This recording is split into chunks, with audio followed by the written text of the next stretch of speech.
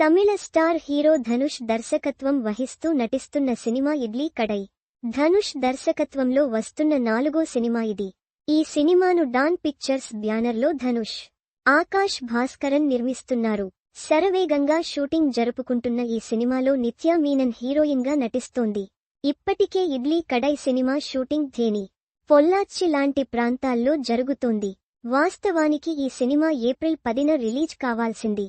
కానీ షూటింగ్ పూర్తి కాకపోవడంతో పాటు కొంత భాగం షూటింగ్ను విదేశాల్లో చేయాల్సి రావడంతో ఇడ్లీ కడైను వాయిదా వేసి అక్టోబర్ 1న రిలీజ్ చేయనున్నట్టు చిత్ర యూనిట్ అఫీషియల్గా అనౌన్స్ చేసింది. ప్రస్తుతం తేని జిల్లాలోని ఆండీపట్టిలో వేసిన స్పెషల్ సెట్స్లో ఇడ్లీ కడైకు సంబంధించిన షూటింగ్ జరుగుతోంది. గత 20 రోజులుగా ఈ సినిమా షూటింగ్ ఆ సెట్స్లోనే జరుగుతోంది. సినిమాలో కీలక నటీనటులంతా ఈ షూటింగ్లో పాల్గొంటుండగా ఇడ్లీ కడై షూటింగ్ సెట్స్లో అగ్ని ప్రమాదం చోటు చేసుకుంది. అనూహ్య రీతిలో సెట్స్లో మంటలు ఎగిసిపడ్డాయి. అక్కడ చెక్క వస్తువులతో పాటు ఫ్లెక్సీలు, బ్యానర్లు ఉండటం వల్ల ఆ మంటలు త్వరగా పెరిగి ప్రమాద తీవ్రత బాగా పెరిగింది.